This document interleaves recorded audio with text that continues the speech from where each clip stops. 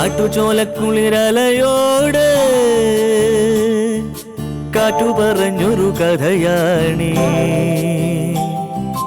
കുരുന്നുപൂവിൻ കവിളുരുമി കരിവൻ തോതിയ കഥയാണീ. കാട്ടുചോലക്കുളിരലയോട് കാറ്റു പറഞ്ഞൊരു കഥയാണീ. കുരുന്നുപൂവിൻ കവിളുരുമി കരിവൻ തോതിയ കഥയാണീ. കഥ കഥ കഥ കാക്കത്തൊള്ളായിരം, കഥ കഥ കഥ കാക്കത്തൊള്ളായിരം.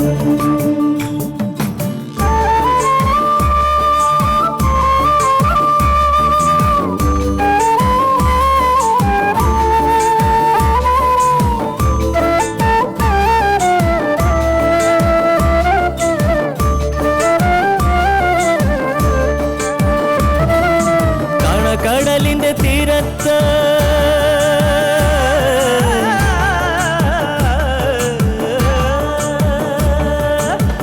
കടലിന്റെ തീരത്തണയണ തിരകൾ പറയണ കഥയാണ്.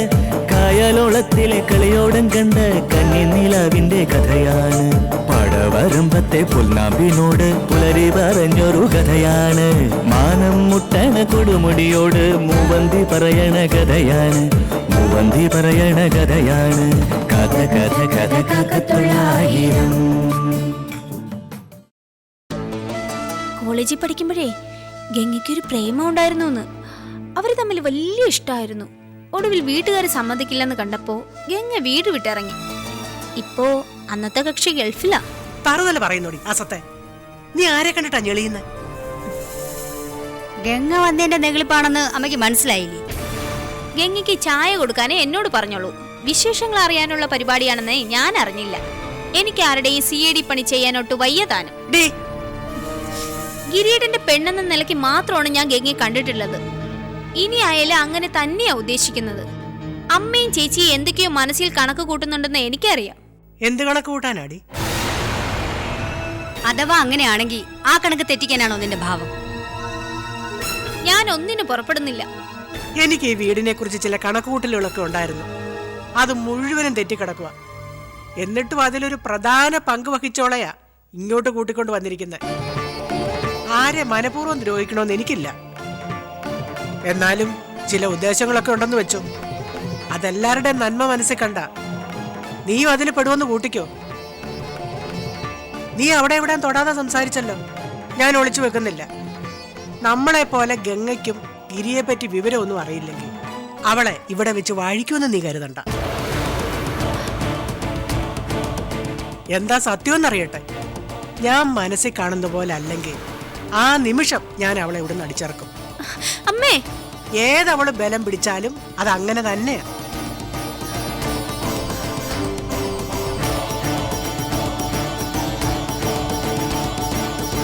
ഗിരി ഗംഗയെ വിളിക്കാറുണ്ടെന്നുള്ള നിന്റെ വാക്ക് വിശ്വസിച്ചിട്ടാ അമ്മ അവളെ ഇങ്ങോട്ട് കൊണ്ടുവന്നിട്ടുള്ളത്. ഗിരി വിളിക്കാറുണ്ടെന്ന് ഞാൻ പറഞ്ഞോ? എപ്പോ? അങ്ങനെ തെളിച്ചു പറഞ്ഞില്ല. പക്ഷെ നിന്റെ സംസാരത്തിൽ നിന്ന് അങ്ങനെ തോന്നി. ആ ഒറ്റ കാരണം കൊണ്ടാ നാണക്കേടും അവഹേളനം സഹിച്ച് അമ്മ എങ്ങനെ ചെയ്തത്. ഗിരിയും ഗംഗയുമായിട്ട് സംസാരിക്കുന്നുണ്ടെങ്കിൽ അവളിവിടെ നിന്നാലുള്ള ഗുണങ്ങൾ അറിയാലോ. ഇനി അത് സത്യമല്ലെങ്കിൽ അമ്മ പറഞ്ഞ പോലെ ഗംഗയെ ഇറക്കി വിടുക മാത്രമല്ല, നീയും അതിന്റെ ഭവിഷ്യത്ത് അനുഭവിക്കും. ചേച്ചി, അതെന്തായിരിക്കുമെന്ന് അനുഭവിക്കുമ്പോൾ അറിയാം.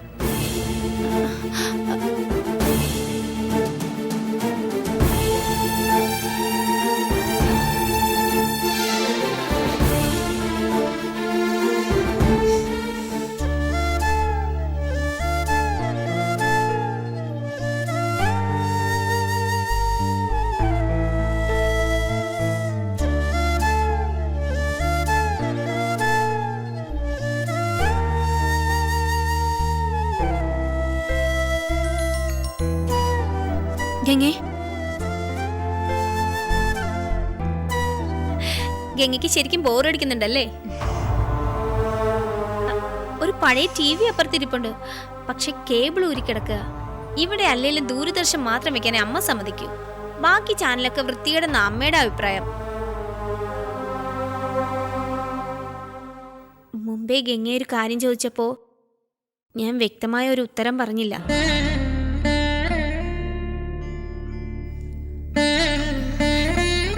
ഗംഗയുടെ സാഹചര്യങ്ങളെക്കുറിച്ച് ഇതിനോടകം ഏറെക്കുറെ ഗംഗയ്ക്ക് മനസ്സിലായി കാണുമല്ലോ.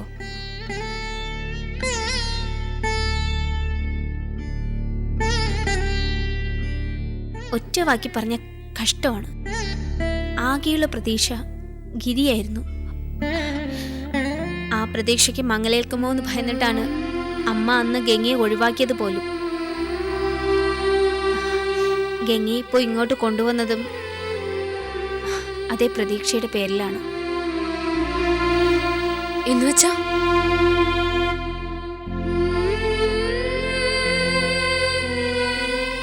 ഗിരിയേട്ടൻ എവിടെയുണ്ടെന്ന് പോലും ഞങ്ങൾക്ക് ആർക്കും അറിയില്ല. അതേസമയം നിങ്ങൾ തമ്മിൽ വിളിക്കുകയും സംസാരിക്കുകയും ചെയ്യാറുണ്ടെന്നാണ് അമ്മയും സുലോചനേച്ചിയും വിശ്വസിക്കുന്നത്. ഗിരിയേട്ടൻ വിളിക്കുമ്പോൾ ഗംഗ ഇവിടെയാ ഉള്ളതെന്ന് പറയുമല്ലോ. അങ്ങനെ ഗിരിയേട്ടനുമായി അടുപ്പം സ്ഥാപിക്കാനുള്ള പ്രതീക്ഷയില അമ്മ.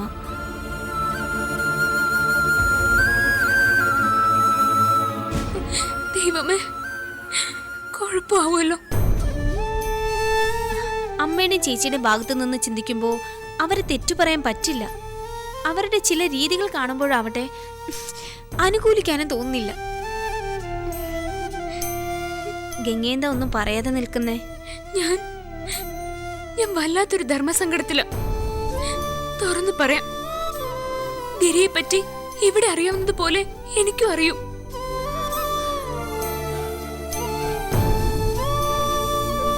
ഞങ്ങൾ തമ്മിൽ യാതൊരു കമ്മ്യൂണിക്കേഷനും ഇല്ല സുമം. എന്തെങ്കിലും ഒരു വിവരം അറിയാൻ വേണ്ടി കാത്തിരിക്കുക ഞാനും. ഇതിപ്പോ പ്രശ്നമാവുമല്ലോ. അമ്മ വൈകാതെ മിക്കവാറും എന്നോട് ഇക്കാര്യം ചോദിക്കാനിടയുണ്ട്. അതെ, ഞാൻ എന്ത് പറയും? ഇങ്ങനെ ഒരു ഊരാക്കൊടുക്കിലേക്ക് കാര്യങ്ങൾ എത്തിച്ചേരുന്നു ഞാനും വിചാരിച്ചില്ല. എന്റെ ചില സംസാരങ്ങൾ കേട്ടിട്ടാണ് നിങ്ങൾ തമ്മിൽ ഇപ്പോഴും ബന്ധമുണ്ടെന്നുള്ള നിഗമനത്തിൽ സുലോചന ചേച്ചി എത്തിച്ചേർന്നത്. സത്യം അറിയുമ്പോ അമ്മ എന്നെ വീണ്ടും ഇവിടെ അടിച്ചിറക്കും അല്ലേ സുമം? ഗംഗേ, എനിക്കറിയാം അത് തന്നെയാ സംഭവിക്കാൻ പോകുന്നത്. മോളെ,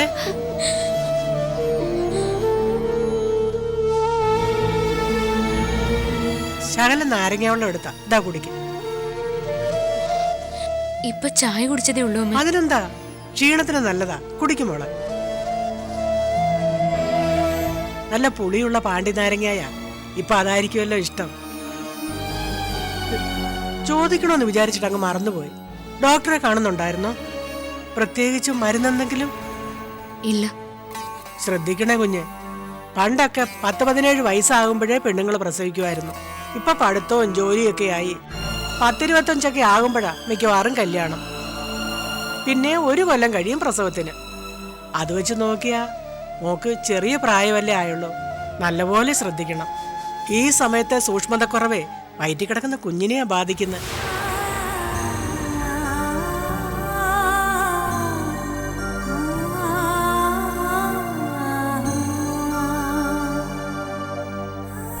എന്തെങ്കിലും തിന്നണമെന്ന് കൊതി തോന്നിയാ പറയാൻ മടിക്കണ്ട.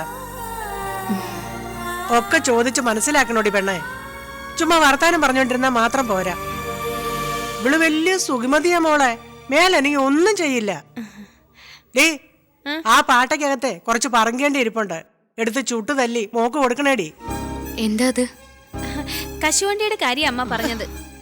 നിന്ന് വിശദീകരിക്കാതെ മോടെ മുഷിഞ്ഞ തുണിയൊക്കെ എടുത്ത് തിരുമ്മിയിടാൻ നോക്ക്. 100 കൂട്ടം പണി കിടക്കുമ്പോഴാ.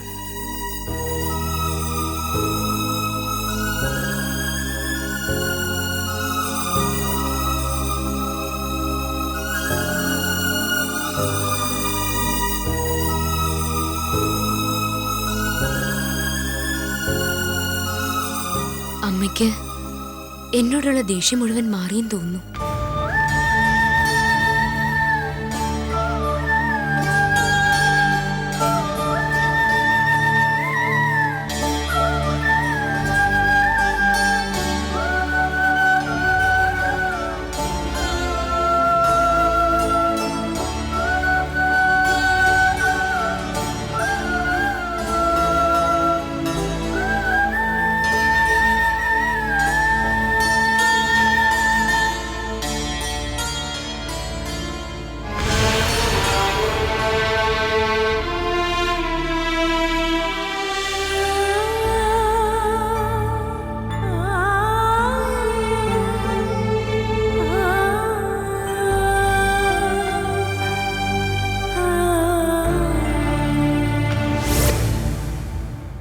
ഒരു കണക്കിന് നന്നായി. ഒരു ശല്യം ഒഴിഞ്ഞു പോയല്ലോ. അച്ഛൻ ഗംഗ ഇങ്ങോട്ട് കൊണ്ടുവരികയും ചെയ്തു. എത്ര നാൾ ഇവിടെ തമ്പടിപ്പിക്കുന്ന കാര്യത്തിൽ ഒന്നും പറയാനും വയ്യാതെയായി. എല്ലാവർക്കും ഒരു ടെൻഷനായിരുന്നു. അത് ആശ്വാസമായി. നിനക്കെങ്ങനെ പറയാം? ഗംഗ മാത്രമല്ലടാ, മാധവൻ മാഷിന്റെ സ്വത്തിന്റെ നല്ലൊരു പങ്ക് കൂടിയാ പോയത്. എനിക്ക് വലിയൊരു പേടിയുണ്ടായിരുന്നു അവള് പോവാൻ നേരത്ത് കല്യാണത്തിനടുത്ത സ്വർണം ചോദിക്കുമെന്ന്. ആ പേടി മാറ്റണ്ട. അങ്ങ് ചെന്നിട്ടേ തള്ളയും മക്കളും കൂടെ ഒരു കണക്കെടുപ്പ് നടത്തും. പുതിയ മരുമോളെയും കൂട്ടും. അപ്പോ ആ സ്വർണത്തിന്റെ കാര്യവും ചർച്ചയ്ക്ക് വരും. വലിയ താമസമില്ലാതെ നോക്കിക്കോ, ദാക്ഷായണി അമ്മ ഗംഗയും കൊണ്ടൊരു വരവ് വരും, സ്വർണവും ചോദിച്ചോണ്ട്. അന്നേരം എന്തെങ്കിലും ഒഴിവൊഴിവ് പറയണം. കൊടുക്കരുത്. ഗിരിമാതാവിന്റെ തനിനിറ അപ്പം കാണാം. ഇന്നിവിടെ കവിയുർപ്പന്നമ്മയായിട്ട് അഭിനയിച്ചെങ്കിലും അവര് ശരിക്കും കുഴപ്പക്കാരിയാ. ആ നാക്കിന്മേൽ സരസ്വതി വിളയാടി തുടങ്ങിയാലേ ഒരുമാതിരിപ്പെട്ടവര് സുല്ലിട്ടോടും. രമേശനെ അറിഞ്ഞില്ലല്ലോ. ഇതിനിടയിൽ ബ്ലേഡ് സാജന് 5 ലക്ഷം രൂപ കൊടുക്കണം പോലും. CA ചന്ദ്രദാസ് അതിന്റെ കോളും കൊണ്ട് ഇറങ്ങിയിട്ടുണ്ട്. അത് മാധവൻ മാഷായിട്ട് നമുക്ക് ചെയ്തിട്ട് പോയൊരു മറ്റൊരു സഹായം. എല്ലാ കോടാലിയും ഇങ്ങോട്ടാണല്ലോ ദൈവമേ വരുന്നത്. ഗംഗയും അവരുടെ അമ്മയും അച്ഛൻ ഇവിടെ കൊണ്ടുവന്നതാണ് എല്ലാ തലവേദനയ്ക്കും കാരണം. ഗുണമുണ്ടായതുമില്ല, ദോഷങ്ങൾ പലതാണ് താൻ. അവരെ കൊണ്ടുവന്നത് കൊണ്ടാണോ സാജന് 5 ലക്ഷം രൂപയുടെ ബാധ്യത ഉണ്ടായത്? അത് നിന്റെ ചങ്ങായി അപ്പനെ നേരത്തെ ഒപ്പിച്ചു വെച്ച പണിയല്ലേ? ചില കണക്കൂട്ടുകളൊക്കെ നടത്തിക്കൊണ്ടാ അവരെ ഇങ്ങോട്ട് കെട്ടിയെടുത്തത്. അല്ലാതെ അമ്മയും മോളെയും സഹായിക്കാന്ന് വിചാരിച്ചിട്ടൊന്നും അല്ല. നിങ്ങൾ അച്ഛനും മോനും തമ്മി മുഷിയാതെ ഇനിയുള്ള കാര്യങ്ങൾ എങ്ങനെയാണെന്ന് ആലോചിക്കും. 5 ലക്ഷം രൂപ എങ്ങനെ ഉണ്ടാക്കിയേ പറ്റൂ. ബ്ലേഡ് സാജന് പലിശ കൂട്ടി കൊടുക്കാതിരിക്കാൻ എന്തെങ്കിലും വഴിയുണ്ടോ നോക്കിയേ പറ്റൂ. അതുപോലെ എത്രയും പെട്ടെന്ന് ഗീതയുടെ അമ്മയുടെ കാര്യത്തിലും ഒരു തീരുമാനം ഉണ്ടാവണം. അവരെ നമ്മൾ ഇനി ചുമക്കേണ്ട കാര്യമില്ല. നീതി കിട്ടുമെന്നും പറഞ്ഞ് അവരെ ഇത്രയും നാള് ചുമന്നത് വെറുതെ ആയി. അവരെ എന്ത് ചെയ്യണമെന്ന് അമ്മ പറയുന്നത്? ഒന്നുകിൽ ഭ്രാന്ത് ആശുപത്രിയിൽ ആക്കുക, അല്ലെങ്കിൽ ഗംഗയുടെ കൂടെ പറഞ്ഞു വിടുക. ഈ 2 വഴിയാ ഉള്ളത്. രണ്ടിലേത് വേണമെന്ന് തീരുമാനിക്കാൻ നീ ഗീതയോട് പറ. മൂത്തമോളല്ലേ, അഭിപ്രായം ചോദിച്ചില്ലെന്ന് വേണ്ട. നാളെ നമ്മുടെ തലയിൽ പഴിചാരുകയില്ല. അതുള്ളതാ. നീ ചെന്ന് ഗീതയോട് സംസാരിക്കും. അനിയത്തിയെ പുതിയ ജീവിതത്തിലേക്ക് പറഞ്ഞയച്ചതിന്റെ ക്ഷീണത്തെ ഇരിക്കുക ചേച്ചി. ചെല്ല്. തള്ളെ ഭ്രാന്താശുപത്രിയിലാക്കാൻ ഗീത സമ്മതിക്കുന്ന എനിക്ക് തോന്നുന്നില്ല. ഗംഗയുടെ ഒപ്പം വിടാൻ പറയും. അവരെ പക്ഷേ ഗിരിയുടെ വീട്ടുകാരെ ഏറ്റെടുക്കുമെന്നുള്ളതിന് എനിക്ക് സംശയമുണ്ട്. വലിയൊരു ബാധ്യതയല്ലേ? എങ്കിൽ നേരെ ഭ്രാന്താശുപത്രി, അത്ര തന്നെ. മൾട്ടി സ്പെഷ്യാലിറ്റി അല്ല, സാധാ സർക്കാർ ആശുപത്രി. ഗീതയോട് രമേശൻ സംസാരിക്കട്ടെ. അതൊരു ഭംഗിക്ക് വേണ്ടിയല്ലേ. തീരുമാനം നമ്മളെടുക്കും, ഗീത അനുസരിക്കും. ഇല്ലെങ്കിൽ അവളും പുറത്താ.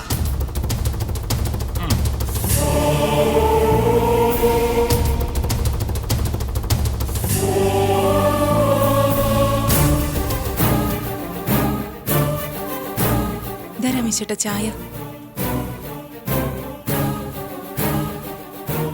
നിനക്കെന്റെ ഫോൺ നമ്പർ അറിയില്ലേ? ഗീതയ്ക്ക് എന്റെ മൊബൈൽ നമ്പർ അറിയില്ലെന്ന് അത് മറന്നുപോയോ? അറിയാം. എന്നിട്ട് വീട്ടിലൊരു പ്രധാന സംഭവം നടന്നപ്പോ അതൊന്ന് വിളിച്ചു പറയാനുള്ള സാമാന്യ മര്യാദ കാണിക്കാത്തത് എന്താ? എവിടെ തന്റെ അനിയത്തി? ഒന്ന് വിളിച്ചേ. അച്ഛനും അമ്മയും വിളിച്ചു പറയുള്ളൂ ഓർത്തിട്ടാ ഞാൻ. ഭാര്യ എന്ന നിലയ്ക്ക് നിനക്ക് യാതൊരു ഉത്തരവാദിത്വമില്ല. അതും നിന്റെ അനിയത്തിയുടെ കാര്യമാണെന്ന് ഓർക്കണം. അപ്പോ അത്രയ്ക്കുള്ള സ്ഥാനമേ നീ എനിക്ക് കൽപ്പിച്ചിട്ടുള്ളൂ. ഓ, അയാൾ ഒരു വില്ലേജ് ഓഫീസർ. രാവിലെ പോകുന്നു, വൈകിട്ട് വരുന്നു, എന്തെങ്കിലും ഉണ്ടെങ്കിൽ കഴിക്കുന്നു. അല്ലെങ്കിലും അത്രയൊക്കെ തന്നെ ഉള്ളൂ ഈയിടെ നമ്മൾ തമ്മിലുള്ള ബന്ധം. സത്യമായിട്ട് ഞാൻ അങ്ങനെയൊന്നും ഉദ്ദേശിച്ചിട്ടില്ല രമേശേട്ടാ. എന്നിട്ട് ഗംഗ മാത്രമേ പോയുള്ളൂ, അതോ നിന്റെ അമ്മയും കൊണ്ടുപോയോ? അമ്മ എവിടെയുണ്ട്? പുള്ളിക്കാരുടെ കാര്യത്തില് ഭാവി തീരുമാനം എന്താണ്? മനസ്സിലായില്ലേ? നിന്റെ അമ്മയെ ഇവിടെ ഇങ്ങനെ അക്കോമഡേറ്റ് ചെയ്യാൻ എനിക്ക് ബുദ്ധിമുട്ടുണ്ട്. ഭാര്യ വീടുമായി ബന്ധപ്പെട്ട എല്ലാ ഭാരവും നമ്മൾ ചുമക്കണം. അതിന്റെ പ്രയോജനം ഒട്ട് കിട്ടുന്നുമില്ല. ഇത് ധർമ്മസ്ഥാപനമൊന്നുമല്ല. നിന്റെ നോട്ടത്തിൽ എന്ത് ഭാരമാണ് ഞാൻ ചുമക്കുന്നത് എന്നുള്ള ഒരു ചോദ്യം കാണുന്നുണ്ട്.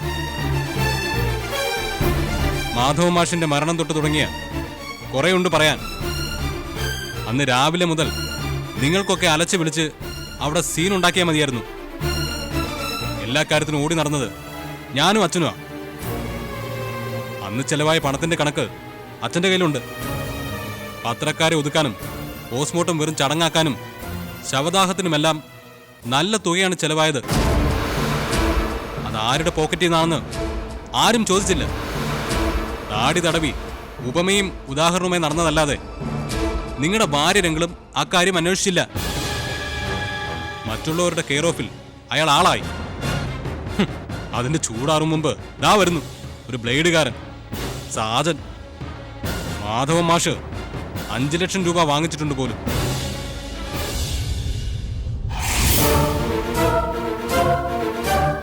എന്തിനായിരുന്നു ആ പണമെന്ന് നിങ്ങൾക്കാർക്കും അറിയില്ല.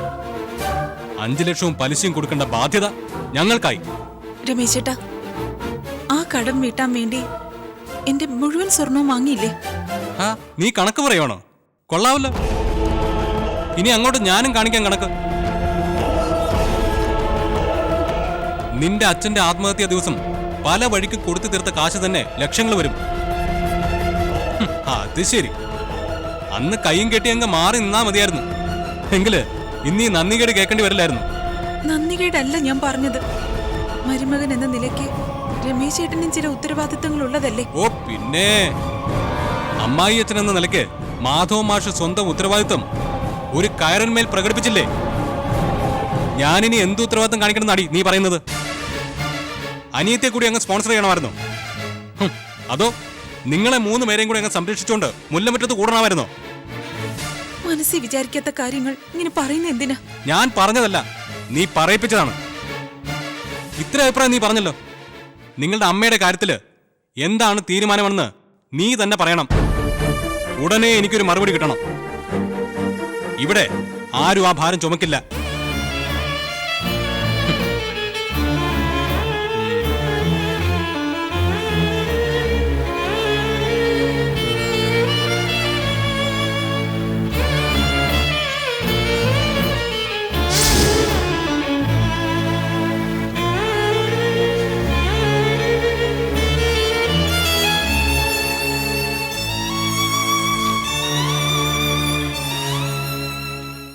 ചന്ദ്രദാസ് എവിടെ?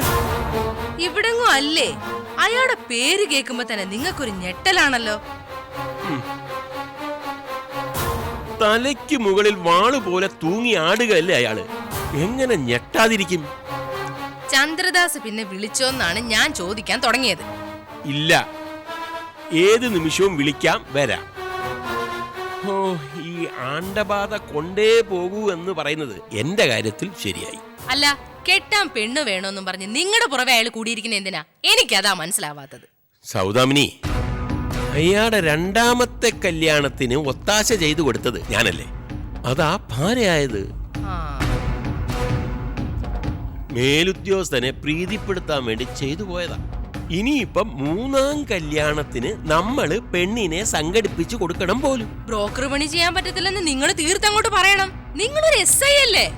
അവിടെ പ്രശ്നം. ഞാൻ SIയും അയാൾ CIയുമാ. എടുത്തടിച്ച പോലെ നോ എന്ന് പറഞ്ഞാല് ആ ദരിദ്രവാസി എന്നെ കേസിൽ കൊടുക്കും. ഓ, അങ്ങനൊരു കുരുക്കുണ്ടല്ലേ? അതാണെങ്കിൽ കൈക്കൂലി കേസാ. സൂക്ഷ്മം പോലെ അതിന്റെ ഫയല് അയാളുടെ കസ്റ്റഡിയിലുമായി. അതുകൊണ്ടല്ലേ പിണങ്ങാൻ പോലും പറ്റാതായത്. ആ, എന്തായാലും വേണ്ടില്ല, അയാളെ വീട്ടിലേക്ക് വരുത്തിക്കല്ലേ. ഞാൻ ക്ഷണിച്ചു വരുത്തുന്നതാണോ? ഇങ്ങോട്ട് വരുന്നതിന് മുമ്പ് അങ്ങോട്ട് ചെന്ന് അങ്ങ് കാണണം. ആ നോട്ടോ സംസാരവും കണ്ടാൽ ആ നിമിഷം ചൂലെടുക്കാൻ തോന്നും. അടുത്ത ആള് വന്നു. ഇതാ ബ്ലേഡ് സാജന. അയാള് വരൂന്ന് പറഞ്ഞിരുന്നോ? ഇല്ല, പക്ഷെ ബെല്ലടി കേട്ടാലേ അറിയാം. ഇപ്പൊ പ്രസവിക്കും. ഞാനിവിടെ ഇല്ലെന്ന് പറഞ്ഞേ. അയ്യോ, എവിടെ പോയിന്ന് പറയണം? അതൊക്കെ യുക്തി പോലെ പറഞ്ഞു നിക്ക്. ഞാൻ ഇവിടെ ഇല്ല, അത്ര തന്നെ. ചേടാ,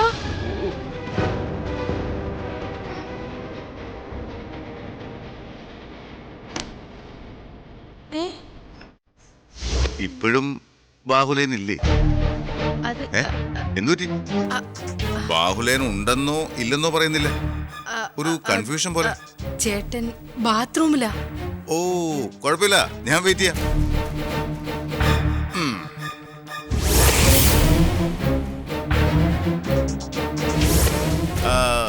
ഞാൻ നേരത്തെ വന്ന കാര്യം ബാഹുലേനോട് പറഞ്ഞില്ലേ? അത് പറഞ്ഞു. എന്നിട്ട് അയാൾ എന്തു പറഞ്ഞു? അല്ല, അങ്ങനെ പ്രത്യേകിച്ച് ഒന്നും പറഞ്ഞു കാണില്ല, പറയില്ല. ഈയിടെയായി നിങ്ങളുടെ ചേട്ടൻ എന്റെ കാര്യത്തിൽ ഒരു താല്പര്യവും കാണിക്കുന്നില്ല. കാണിക്കാവുന്നതാണ്, കാണിക്കേണ്ടതാണ്. ബ്ലേഡ് സാജന്റെ കേസ് ബാഹുലേ മറന്നു പോകുന്നോണ്ടാ. സാരമില്ല, ഞാൻ ഓർമ്മിപ്പിച്ചോളാം. അല്ല, സാറിന് കുടിക്കാൻ വേണം. എന്നാ ഇപ്പൊ കൊണ്ടുവരാം. നിക്കുന്നു. ഇപ്പൊ ഒന്നും എടുക്കണ്ട, സാവകാശം മതി. സത്യത്തിൽ പുറത്തു നിന്ന് കഴിച്ച് ബോറടിച്ചു. വീട്ടിലുണ്ടാക്കുന്ന ഫുഡ്, അതൊരു ചായ ആണെങ്കിൽ പോലും നമുക്ക് വേണ്ടപ്പെട്ടവരുടെ കയ്യിൽ നിന്ന് വാങ്ങി കുടിക്കുമ്പോൾ ഉണ്ടാകുന്ന ഒരു ഇത്, അതൊന്ന് വേറെയാ. ബാഹുലേയൻ ഭാഗ്യവാനാണ്. ആ ഭാഗ്യം നമുക്കും കൂടി ഒന്ന് കിട്ടണമെന്ന് അയാൾക്ക് ആഗ്രഹമില്ല. ഞാൻ പലതവണ പറഞ്ഞു, ഒറ്റയ്ക്ക് ജീവിച്ച് മടുത്തു സൗദാമിനി. ആട്ടെ, നിങ്ങളുടെ പരിചയത്തിൽ വല്ല പെൺകുട്ടികളും ഉണ്ടോ? അല്ല, അതിപ്പോ കുട്ടിയെന്നായിരിക്കണം. അതിൽ കവിഞ്ഞ് ഒരു ഡിമാൻഡും എനിക്കില്ല. ആരെങ്കിലും ഉണ്ടോ? ഓർത്തിട്ട് ഇല്ല സാർ. ഓ, ബാധ്യതകളില്ലാത്ത സെക്കൻഡ് മാരേജ് ആണെങ്കിലും എനിക്ക് പ്രശ്നമില്ല. വല്ലവരും വല്ലതൊക്കെ പറയുമായിരിക്കും, ആര് മൈൻഡ് ചെയ്യാനാ? സൗദാമിനിയെ പോലെ ഒരു പാർട്ടിയാണ് കിട്ടുന്നെങ്കിൽ രണ്ടാം കെട്ടായാൽ എന്ത്? വായി നോക്കി. ചേട്ടൻ ബാത്റൂമിൽ നിന്ന് ഇറങ്ങിക്കാണും, ഞാൻ വിളിക്കാം. അല്ല, അതെ,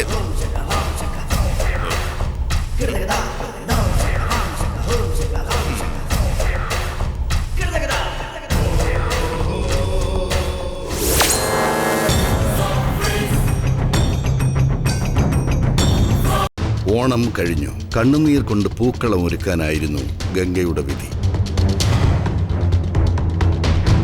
ബക്രീദ് വരവായി. ശുഭപ്രതീക്ഷയുടെ ഒരു ചെറു കിരണം പോലും ഇവളുടെ ആകാശത്തിലില്ല. ഒറ്റപ്പെടുത്തലുകൾക്കും കുറ്റപ്പെടുത്തലുകൾക്കുമിടയിൽ എന്നാണ് നമ്മുടെ നായിക ഒന്ന് ചിരിച്ചു കാണുന്നത്? കാട്ടുചോലക്കുളിരലയോട് കാറ്റു പറഞ്ഞൊരു കഥയാണി, കുറുമുപുവിൻ കവിളുരുമി കരിവൻ തോതിയ കഥയാണി. കാട്ടുചോലക്കുളിരലയോട് കാറ്റു പറഞ്ഞൊരു കഥയാണി, കുറുമുപുവിൻ കവിളുരുമി കരിവൻ തോതിയ കഥയാണി.